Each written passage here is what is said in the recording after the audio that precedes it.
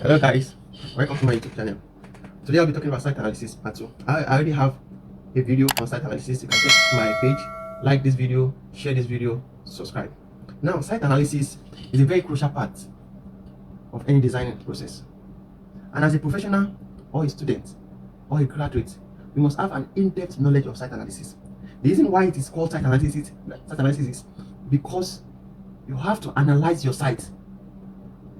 The data that will turn to information for you to drive your design is going to be gotten from the site analysis. Now let's assume you want to design a mall in a certain location. You have been given the site to design a mall. You don't just go home and start coming up with concepts. The first thing you do is you analyze the site. What are the physical characteristics in this site? Is there any regulatory characteristics in this site? What are the social characteristics? What are the infrastructural and utilities surrounding this site? These are the things that will drive your design. Now you are given a site to design. You have to determine the location of this site. That is the first step. Where is this site located? Is it in the city, in the town, or at the outskirts? This will drive the type and pattern of design you are going to come up with. The second one is surrounding land use. What are the land use that is surrounding the proposed site? Is it residential? Is it commercial? Is it industrial? This thing will drive your design. If you have to have a commercial close to residential, there are things you will put in place. Maybe your proposed design will be causing nuisance to the resident. Then there are things you need to put in place. Maybe you are having a residential in the middle of commercial. Then you have to put some things in place so that the occupant, your client, will enjoy his stay. Then the other thing is parking and traffic congestion. You are designing and you are not taking into consideration the accessibility, parking and traffic congestion. No, this is in fact this is one of the things you have to take very care. The road network that is leading to the site, the traffic and maybe public transport. Then the other thing is the physical and environmental characteristics, the topography of the site, the topography of the environment. This will drive your drainage pattern. This will drive your drainage design. The soil and geology. The soil will determine what you are going to put in place. The slope of the site will determine the type of design. Are you going to have a step design, or you're just going to have a normal design? And infrastructure and utilities. Let's assume you have to design in an environment that they have tap-borne water supplied by the government. You don't have to put anything like borehole into consideration. Where they have electricity and waste disposal and management, you don't have to think about that. That has been taken care already. And social, economic, and demographic factors. This is very, very important. The population of the place. Is it a crowded environment? Is it non-crowded environment? The income, the type of people that are living there. Are they high income earner or low income earner? Because this will drive your design. Now, if you have to design in a place where your client is an high income earner about to live in a low income earner, there are some security measures you have to put in place in your design. Site analysis is very, very important. You must have an in-depth knowledge. There are a lot of tools you can use to help you in site analysis. In the part 3, I will be going into these tools. But today, after this presentation, I will do a sketch. I will do some analysis. I will post it so you can view it and have a clear picture of a typical site analysis. Thank you. So let's say this portion is the site you have to work on as an architect or a designer. Now, if you have been given this site to work on and you have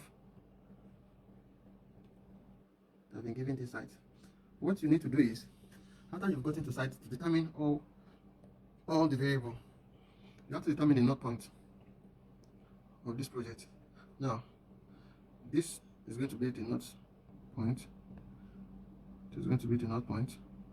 Let me make it more broad. This is going to be the north point.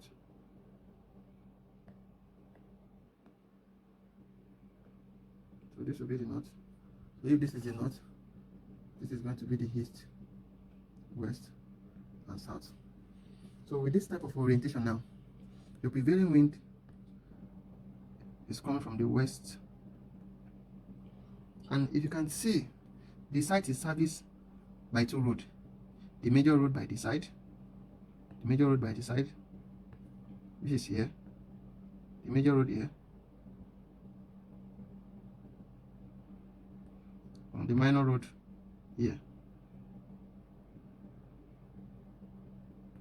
So you have to determine the type of structure.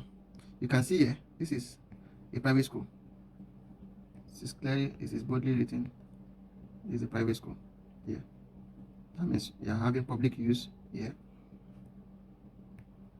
Around all this place with the site, you are having residential. So if you are to design a residential here, that means you don't really have much problem because it is surrounded by residential. But you have to determine the height of those buildings so that you decide how to position the space. Now, after you've gotten this, with the principle I gave before, if this is the west, that means all your rooms should be towards this side, which is the west. The sitting room can be towards the south here, and the bedrooms, now the kitchen will be towards the east, while the north for the store and other things that remains. So after you've done all this, now you will now determine the slope of the site. Let's say this is the site. This is the site, and the slope is towards the gate. This is the gate. This slope is towards the gate. That means you have to design your drainage pattern to flow outward. Your drainage pattern must flow outward. Your septic tank, your waste located in the front here. Now, with this image we have here, you can see that the building close to the site is having a smaller airspace towards the side where it's sharing fence with the building. So now, if you now want to put that into consideration in your own design, that means if this is the site, the existing building is by the side, and the existing building is just having 1 meter to the left. That means, and you're having, mind you, you're having your bedroom to the west here, which is close to that space. So with this, your driveway, your gate must be located here, so that your building will fall towards the side, having more space here for air, having something like 3.5 meters, because remember you're having your rooms here, so you need more ventilation. We are having your rooms here with more ventilation, and the sun direction, the sun is coming towards this side.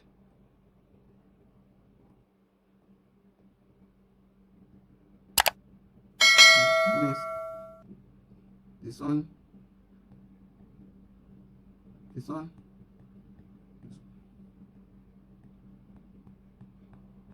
will move towards this side, but early in the morning the sun will be towards this side. So your rooms are saved already, but your shade, you still have shade. Your shade will be here. So it is better it is here, because you can easily utilize that space for parking.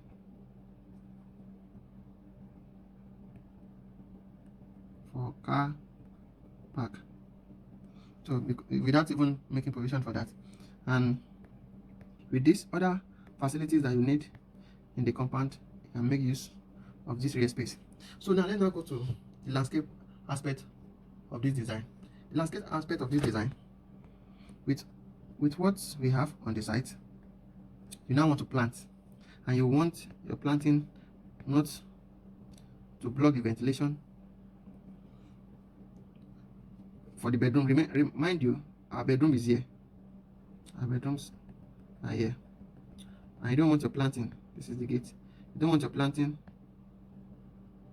to obstruct the bedroom. So you have to have your plant here,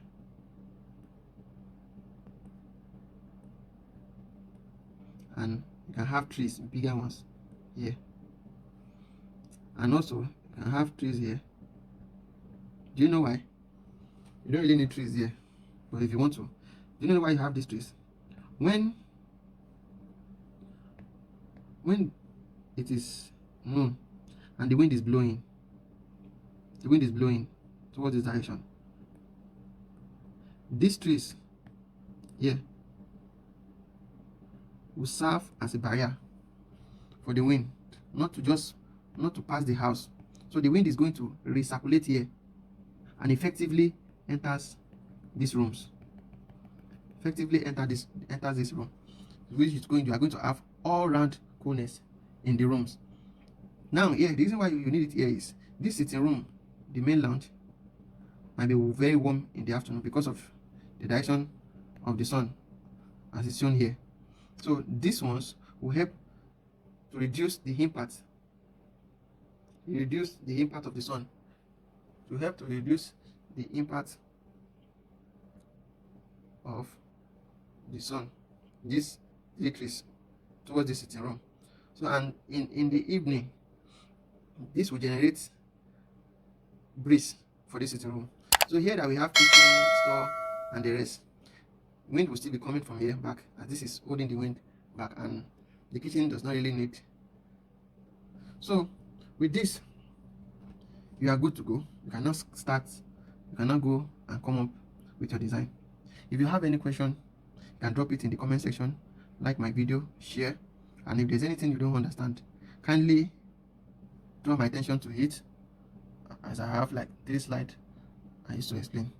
So part 3 of this video is coming, where I will do the actual design. It's not going to be sketch like this. Thank you.